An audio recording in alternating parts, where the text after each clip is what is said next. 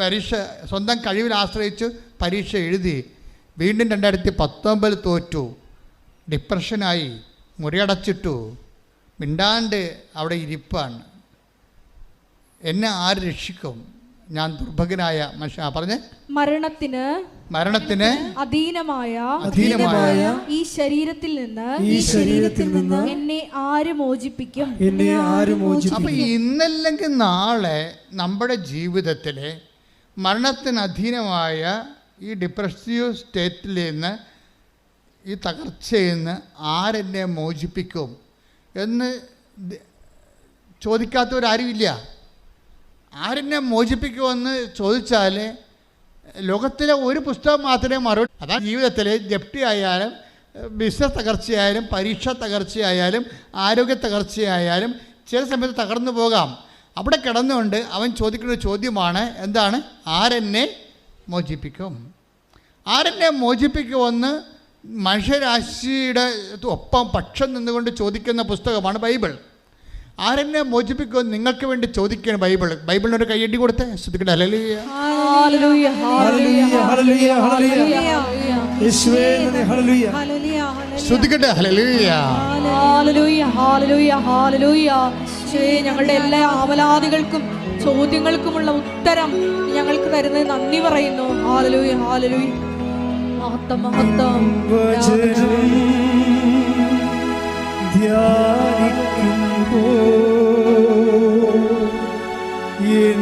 ഹൃദയം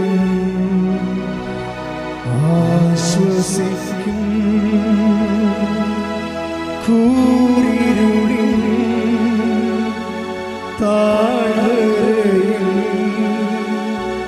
ദീപമക നിൻമൊഴിയും.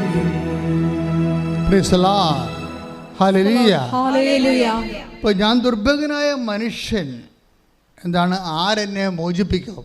അടുത്ത ഒരു വായിച്ചേ. നമ്മുടെ കർത്താവായ യേശുക്രിസ്തു വഴി ദൈവത്തിന് സ്തോത്രം. Praise the Lord. ആരാണ് മോചിപ്പിക്കണത്? നമ്മുടെ കർത്താവായ യേശുക്രിസ്തു. അപ്പോൾ നമ്മുടെ കർത്താവായ യേശുക്രിസ്തുവിൻ്റെ മോചനത്തിൻ്റെ സ്വർഗീയ പദ്ധതിയായിട്ടാണ് ഈ ഉടമ്പടി വരണത്. ഇവൻ പറയണത് എന്താ? ഞാൻ സൈക്കോളജിസ്റ്റിനെ പോയി കാണണം, എനിക്ക് ഏതാണ് നല്ല സൈക്കോളജിസ്റ്റ് ടൗണിലുള്ളത്, ആരാണ് അദ്ദേഹത്തെ എനിക്ക് പരിചയപ്പെടുത്തി തരണത് എന്നൊക്കെ ചിന്തിക്കുന്ന സമയത്ത് ഇവൻ്റെ അടുത്ത് ദൈവം വരും. എന്താണ്? മൊബൈലിലൂടെ തന്നെ വരും. ഇതാണ് വഴി, നീ ഇടത്തോട്ടോ വലത്തോട്ടോ തിരിഞ്ഞു നോക്കുമ്പോൾ take the word of God. ശ്രദ്ധിക്കട്ടെ. Hallelujah, hallelujah, hallelujah, hallelujah, hallelujah. യേശുവേ നന്ദി. Hallelujah, hallelujah. യേശുവേ സ്തുതി. 30:21. ഐസയ 30:21. നീ വലത്തോട്ടോ ഇടത്തോട്ടോ തിരിയുമ്പോൾ നിന്റെ കാതുകൾ പിന്നിൽ നിന്ന് ഒരു സ്വരം ശ്രവിക്കും. ഇതാണ് വഴി, ഇതിലേ പോവുക. അപ്പൊ നിന്റെ പിന്നാലെ വരുന്നൊരു ദൈവമുണ്ട്. നീ അനുഗമിക്കണ ദൈവവും നിന്നെ അനുഗമിക്കണ ദൈവവും. സ്പിരിച്വാലിറ്റിയിൽ 2 സെക്ഷനുണ്ട്. ഒന്ന് നിന്നെ അനുഗമിക്കണ ദൈവം, നീ തകർച്ചയിൽ വീണ് പോകുമ്പോൾ കോരിയെടുക്കാൻ വേണ്ടി പിന്നാലെ വരുന്ന നിന്നെ കോരിയെടുക്കണ ദൈവം, നിന്നെ അനുഗമിക്കണ ദൈവം. രണ്ടാമത്തേത് എന്താണ്? നീ രക്ഷപ്പെട്ട് കഴിയുമ്പോൾ നീ അനുഗമിക്കണ ദൈവം. അതാണ്. അപ്പം നമ്മുടെ പിന്നിലാണ്. ഇപ്പം സ്വരം കേട്ടത് എന്താണ്? നീ ഇടത്തോട്ടോ, ആരെന്നെ രക്ഷിക്കുമെന്ന് പറയുമ്പോൾ നീ ഇടത്തോട്ടോ വലത്തോട്ടോ തിരിയുമ്പോഴേ പിന്നിൽ നിന്ന് ഒരു സ്വരം കേൾക്കും. കണ്ടാ? പിന്നിൽ നിന്നുള്ള സ്വരം ദൈവം വരിക. ഈ പിന്നിൽ നിന്നുള്ള സ്വരം ഇവൻ എങ്ങനെയാണ് കേൾക്കണത്? അവനങ്ങനെ മൊബൈൽ മറച്ചു നോക്കുമ്പോൾ ഒരു ഉടമ്പടി സാക്ഷ്യം കേൾക്കും. ആ സാധനം ദൈവത്തിൻ്റെ സ്വരമാണ്. ഒരു ഉടമ്പടി സാക്ഷ്യം കേൾക്കും. അപ്പോൾ അവനവിടെ മുറി തുറന്നിട്ട് അവനത് ക്ലിക്കാവും. ഇവൻ ആരാ തിരക്കിയത്? ആരാ തിരക്കിയത്? ഒരു സൈക്കോളജിസ്റ്റാണ് തിരക്കിയത്. അങ്ങനെ ദൈവം സൈക്കോളജിസ്റ്റല്ല കൊടുക്കുന്നത്, ഒരു ഉടമ്പടി സാക്ഷ്യമാണ് കൊടുക്കുന്നത്. അത്രയുമാണ് മതി. അത് സുവിശേഷമാണ്. ഇന്നത്തെ കേരള ജനതയുടെ മനസ്സിലുള്ള ഒരു ആശയമാണ്. എന്താണ്? കൃപാസനം മാതാവ് പ്രത്യക്ഷപ്പെട്ട സ്ഥലം. കൈയടിച്ച് ശ്രദ്ധിക്കട്ടെ.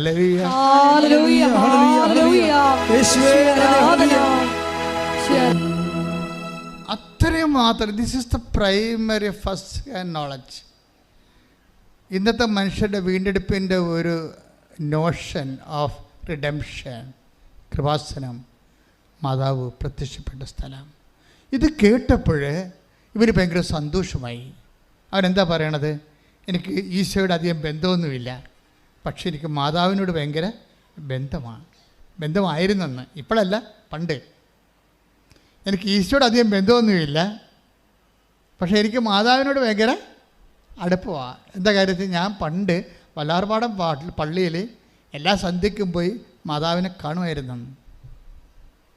ഇതാണ് എക്സ്ട്രാ കരിക്കുലം എന്ന് ഞാൻ മുമ്പ് പറഞ്ഞത്. കരിക്കുലത്തിലില്ല, ഈശോയിൽ അവന് വിശ്വാസം അടുപ്പമില്ല. പിന്നെ എന്താണ് എക്സ്ട്രാ കരിക്കുലം നമ്മൾ ചെയ്യുന്നത്? അതായത് എന്തുകൊണ്ട് വൈ വി പ്രൊമോട്ട് മേരി? എന്താ കാര്യം എന്താണ്? സാധാരണ മനുഷ്യന്, വീണുപോയവന് താങ്ങാൻ അമ്മയാണ് എപ്പോഴും ഏറ്റവും നല്ലത്.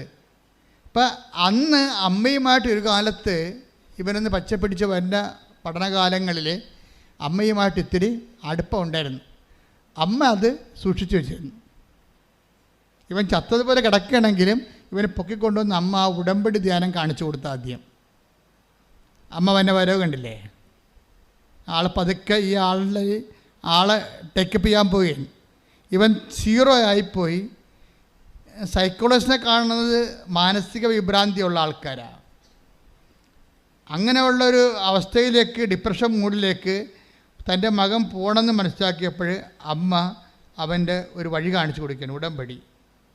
അപ്പോൾ അന്ന് പോലെ അവൻ്റെ മനസ്സിൽ തോന്നി മാതാവിൻ്റെ അടുത്ത് വരണം, ഉടമ്പടി എടുക്കണം. പക്ഷേ ഉടമ്പടി എടുക്കാൻ നേരത്ത് പുള്ളിക്കാരൻ്റെ ഉള്ളിൽ തന്നെ പ്രശ്നം പറയും, ഉടമ്പടി ഒന്നും എടുത്താൽ എനിക്ക് പറ്റത്തില്ല, കാരണം കേൾക്കുമ്പോൾ ഭയങ്കര പാടാണല്ല. ഉടമ്പടി ജഡിക മനുഷ്യന് ഭയങ്കര പാടാണ്. എനിക്ക് ആദ്യം ദൈവം ഉടമ്പടി തന്നപ്പോഴേ ജഡിക മനുഷ്യനെ ഒഴിവാക്കിക്കൊണ്ട് തന്നെയാണ് ഉടമ്പടി ചെയ്തത്. അല്ല എല്ലാത്തിനും വരച്ചു വാരി ഇതിൻ്റെ അകത്ത് കൊണ്ടുവരാൻ ഞാൻ ഉദ്ദേശിച്ചിട്ടില്ലായിരുന്നു. ദൈവത്തിൽ നിന്ന് അല്പമെങ്കിലും തീപ്പൊരിയുള്ളവൻ ഊതിക്കത്തിച്ച കത്തണ കക്ഷികൾക്ക് മാത്രമാണ് ഉടമ്പടി അന്നും ഇന്നും സംലഭ്യമായിരിക്കുന്നത്. എന്ന് വെച്ചാൽ കൈനനയാതെ, ദൈവത്തിന് വേണ്ടി ജീവിക്കാതെ, ദൈവത്തിൻ്റെ സാക്ഷിയാകാതെ, സത്യസന്ധമായ ദൈവത്തെ സ്നേഹിക്കാത്ത ഒരു മനുഷ്യനും ഈ സ്വർഗീയ അവകാശത്തെ പങ്കാളികളാകരുത് എന്നുള്ള ബോധമാണ് അമ്മ എനിക്ക് ഉടമ്പടി പുസ്തകം എഴുതുമ്പോൾ തന്നുകൊണ്ടിരുന്നത്. അതുകൊണ്ട് ഭയങ്കരമായ രീതിയിൽ എക്സ്ട്രാ ആയിട്ടുള്ള ബേഡൻസ് വെച്ചിട്ടുണ്ട്. എന്താണ്? കൃപാസനം പത്രം കൊണ്ട് നടന്ന് കൊടുക്കണം, മഴയത്തും വെയിലത്തും. പോരെ പരിപാടി. നാണം കട ഇതിനേക്കാൾ വലിയ കാര്യം എന്നുണ്ട്. ഒരു മനുഷ്യൻ നാണവും മാനവും ഉള്ളവനാണ്.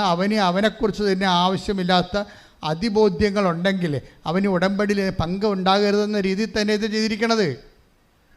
അല്ല വഴിയെ പോയുള്ളവന് കയറി ഇതിൻ്റെ അകത്ത് പണിയാനൊന്നും പറ്റത്തില്ല.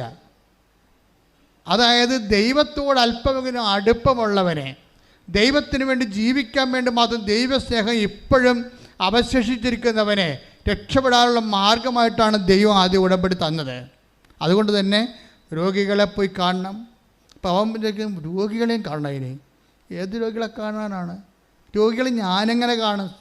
വീട്ടിൽ തന്നെ രോഗമുണ്ടെങ്കിൽ അവന് ഭയങ്കര പ്രയാസമാണ് ഈ രോഗികളുടെ അടുക്കണത്. സുഖപ്പെട്ട് വരട്ടെ എന്നുള്ള രീതിയിലല്ലാതെ അവരെ പരിചരിക്കുക, അവരോട് ചോദിക്കുക. നമുക്കറിയാമല്ലോ രോഗമൊക്കെ വന്നു കഴിഞ്ഞാൽ ഉള്ള അവസ്ഥ നമുക്കറിയാമല്ലോ. നല്ല വീട്ടിലെ ക്ഷമ, സഹനം, കരുണ, നന്മയൊക്കെ ഒന്നും ഇല്ലാത്ത വീട്ടിൽ ഒരു രോഗി ഉണ്ടെങ്കിൽ ആ രോഗിയുടെ വിഷമങ്ങൾ ഇരട്ടിക്കുള്ളൂ ശരിക്കും.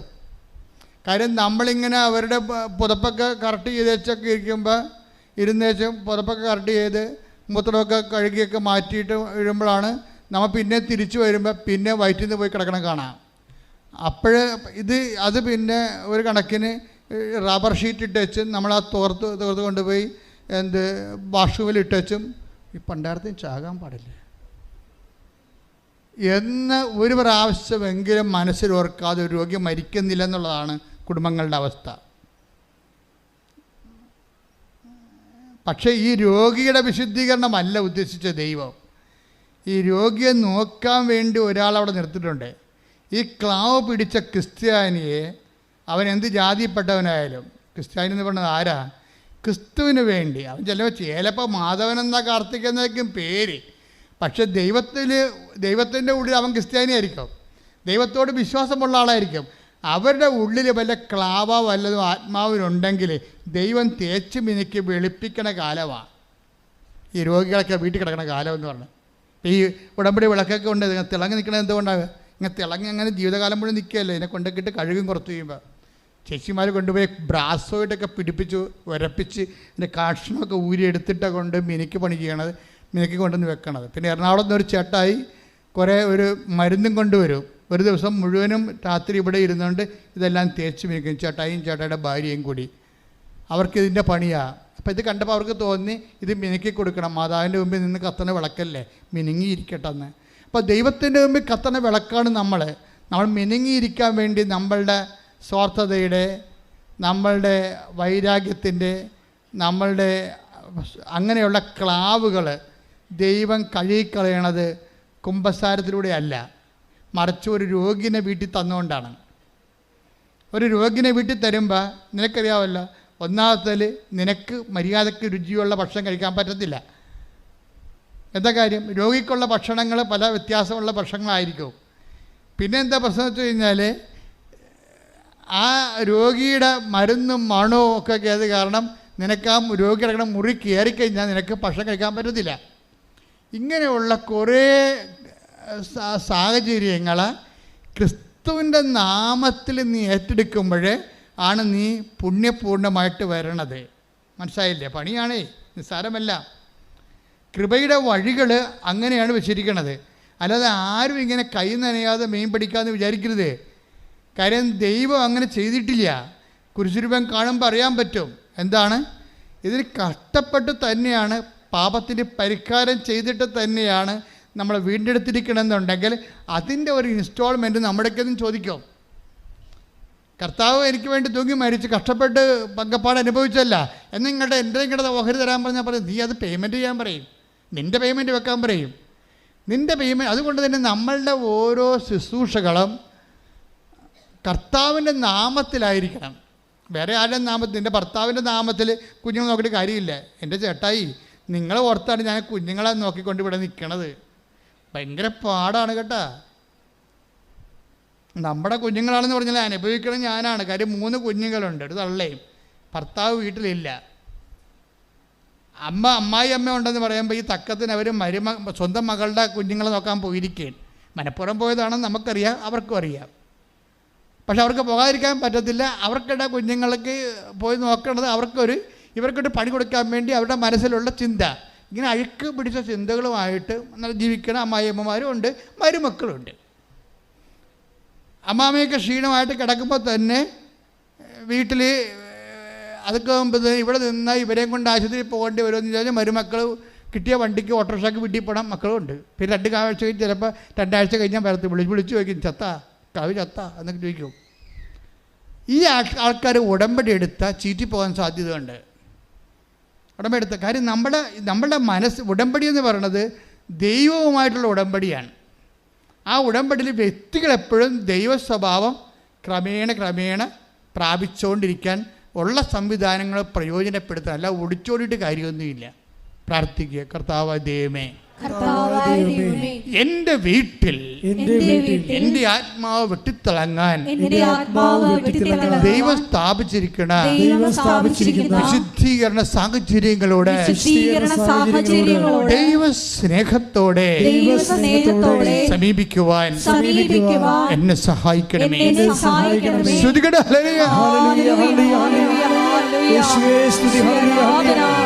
എല്ലാ സഹന സാഹചര്യങ്ങളെയും കൃപയാക്കി മാറ്റുവാൻ ഈ ആരാധനയിലൂടെ ഞങ്ങളെ അഭിഷേകം ചെയ്യണമേ. പരിശുദ്ധ പരമ ദിവ്യകാരുണ്യത്തിന് എൻ്റെ മക്കളെ, അച്ഛൻ പറയുന്ന കുഞ്ഞുങ്ങൾക്ക് മനസ്സിലാണില്ലേ? ഇനി എന്താ ചെയ്യണമെന്ന് വെച്ചാൽ, ഇങ്ങനെയുള്ള സിറ്റുവേഷൻ നമ്മുടെ ഭാഗത്ത് വന്നു പോയിട്ടുണ്ടെങ്കിൽ നമുക്ക് അറിയാതെ അനുതാപം ഉണ്ടാകണം. ഞാൻ പറഞ്ഞുകൊണ്ടല്ലേ, ഈ ഉടമ്പടി ധ്യാനം കേൾക്കുമ്പോൾ ആൾക്കാർക്ക് എന്തുകൊണ്ടാണ് അനുതാപം ഉണ്ടാകണത്? ദൈവം അവർക്ക് വിശ്വാസം കൊടുക്കുന്നത് കൊണ്ടാണ് അനുതാപം ഉണ്ടാവും. ഈ അനുതാപം കിട്ടിക്കഴിഞ്ഞാൽ നമുക്കറിയാമല്ലോ, അനുതാപത്തിന് ദൈവം തന്നെ ചില സാഹചര്യങ്ങൾ ഉണ്ടാക്കി തരും. ദൈവം നമ്മളെ വെയിറ്റ് ചെയ്യും. നമ്മളെ വേണമെങ്കിൽ നിങ്ങളുടെ കയ്യിരിപ്പ് കാരണം നിങ്ങളുടെ വഴിക്ക് വിധിക്ക് വിട്ടേക്കാം. പക്ഷേ ദൈവം അവൻ രക്ഷപ്പെടാനുള്ള സാഹചര്യം കൊടുക്കും. ഇപ്പോൾ ആൽബിൻ അങ്ങനെയാണ്. ആൽബിൻ എന്താണ്, ഇവൻ ദൈവത്തെ മറന്ന് ജീവിച്ച ആളാണ് അല്ലേ. പള്ളിയുമില്ല, പട്ടക്കാരുമില്ല, കുടുംബപ്രാർത്ഥനയില്ല, കുമ്പസാരമില്ല, കുർബാനയില്ല, ഒന്നുമില്ലാതെ അത് വിളിച്ചിട്ടും പോകാതെ 6 കൊല്ലം അതിനേക്കാൾ വലുതാണ് എൻ്റെ പഠനത്തെ ദൈവമായിട്ട് ആരാധിച്ച ആളാണ്. ഭയങ്കര വിഗ്രഹാരാധകനാണ്. ഇപ്പം നിങ്ങളോർക്കും വിഗ്രഹമാണെന്ന് പറയണം വിശുദ്ധ രൂപങ്ങളെ വണങ്ങണമല്ല. ഇതൊരു സ്മരണയിൽ നമ്മൾ ദൈവത്തിന് മുമ്പിൽ നമ്മുടെ വണക്കങ്ങൾ ആചരിക്കുന്നതാണ്. വിഗ്രഹം എന്ന് പറഞ്ഞാൽ എന്താണ്? ദൈവത്തിൻ്റെ സ്ഥാനത്ത് നിൻ്റെ പഠനം വന്നാലും, നിൻ്റെ കാനഡ വന്നാലും, നിൻ്റെ ബിസിനസ് വന്നാലും വിഗ്രഹമായി. അതാണ് വിഗ്രഹാരാധന. ദൈവത്തിൻ്റെ സ്ഥാനത്ത് എന്താണ് വരണത് നീ നോക്കണം. ഇപ്പം ഞായറാഴ്ച കുർബാനക്ക് വിളിച്ചപ്പോൾ പോയില്ല. എന്താ കാര്യം? എനിക്ക് ഉദ്യോഗസ്ഥന് പഠിക്കാനുണ്ട്. അപ്പോൾ ആരാണ് ദൈവം? അവൻ്റെ പഠനമാണ് പലത് ദൈവം എന്ന് പറയണത്. അവൻ്റെ പഠനമാണ് ദൈവം. അപ്പോൾ ഈ പഠനമാണ് ദൈവം, പഠനം വഴി കിട്ടണ ഉദ്യോഗമാണ് ദൈവം, അവൻ്റെ സ്റ്റാറ്റസാണ് ദൈവം എന്ന് പറഞ്ഞാൽ അതിൻ്റെ അർത്ഥം ആരാണ്? അവനാണ് ദൈവം എന്നതിൻ്റെ അർത്ഥം. കാര്യം പഠിച്ചാൽ എന്ത് കിട്ടും? ഉദ്യോഗം കിട്ടും. ഉദ്യോഗം കിട്ടിയാൽ എന്ത് പറ്റും? സ്റ്റാറ്റസ് കിട്ടും.